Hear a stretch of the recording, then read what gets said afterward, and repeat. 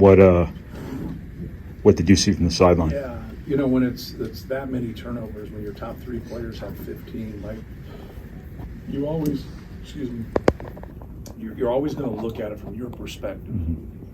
And then I think I'd be remiss if I didn't start it off by giving them the credit, because I thought they were pretty good. I thought Ace Baldwin did a really good job of trying to disrupt Braden and pushing him out and doing things. But we talked about, you have to understand that Mike, he worked for Shaka. We've played we've played them. We played another one of Shaka's assistants. We've played Ole Miss. We've played NC State. We've played Alabama. So we've played some real people. So it's not like we've just been, beating people at home that we should beat. But I thought they did a fantastic job. Give them all the credit in the world. I thought we did a poor job of handling it. And as the head coach, I didn't have them ready to play, even though we have played against this style multiple times here in the non-conference. But you got to show up and play. You got to be able to take care of the basketball. You look at the numbers and it gets a little, pushed out a little bit because when the game gets ugly.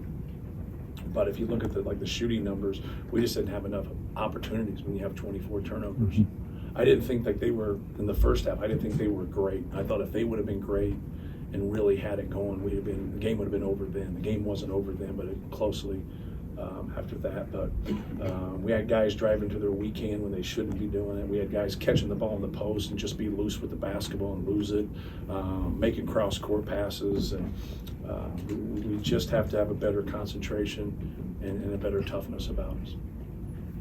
Matt, you mentioned your top three players, and obviously it's not all on them, but it's noticeable this year when they're not there. Yeah, it starts with them, right? Yeah, it's they play the most minutes, they've been the most productive, they've had really good careers, but you gotta be good in your next game. No matter what's happened, we had a great win versus Alabama. We weren't very good against Marquette.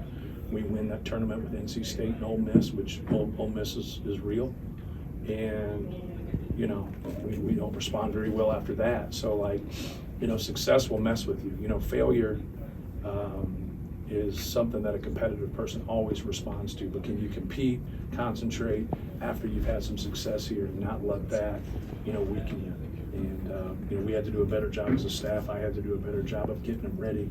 I don't know what I would have done. I'd have said the same things, but we obviously weren't ready. But once again, I think you have to give Penn State a lot of credit. Matt, you mentioned concentration at the end of Brian's question.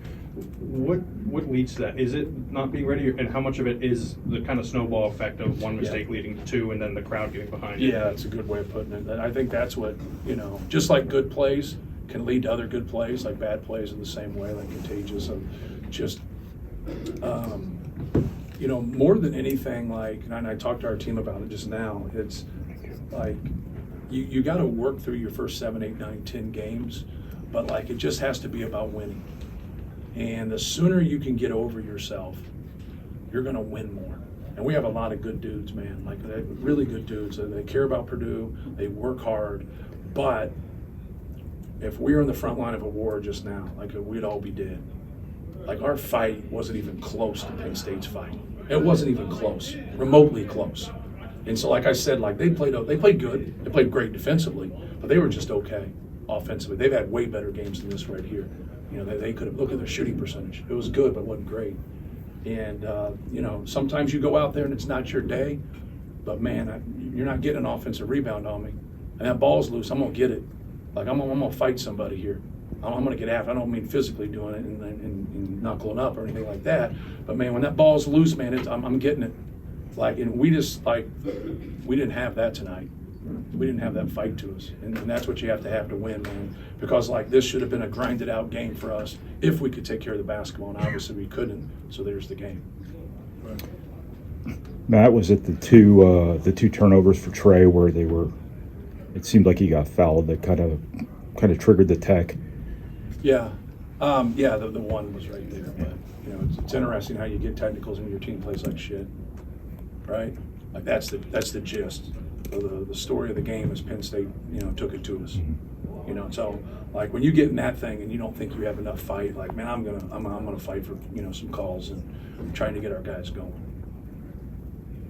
You mentioned kind of the physicality, the toughness, and it seemed like there were also times though where maybe Fletcher forced some things and Trey forced some things. So what's, I guess, the fine line between playing with that toughness and then also just not getting caught up in it? Yeah, well, play to your strengths. Like, TK's getting the ball in the post. That's his strength. Fletch is a good right-hand driver right there. And, he can get to his pull-up, he can get to the basket, but then he's got to be on 2 feet when you get stuck. They swarm you and you get in that beehive. Man, you've put yourself in that beehive. Like, be strong enough and smart enough to get the hell out of there and get that ball out of there. If you just keep going in there and you're going to lose it, it doesn't make any, that's insanity. Like, you have to pick and choose your battles, and you got to have better ball movement and better, just better decision making overall. Anything else? Go ahead. Last one. Matt, with about 5 minutes left, it looked like you were talking to Freddie DeLeon a little bit, both smiling and laughing. Yeah. What was said there, and can you provide any insight? Yeah, I cut him from USA Basketball. Lovely, right? So you'd be amazed. Like, I go to the USA. I've been with USA Basketball for 17 years. So we handle the 18 and the 19 and unders. And every time you go there, like you're cutting great players. Like, if I gave you a list of guys through the years, I don't want to give them. I'll see them sometimes in Vegas or at different places, and I just want to run and hide, because you got 23 great players there, and you got to get it to 12.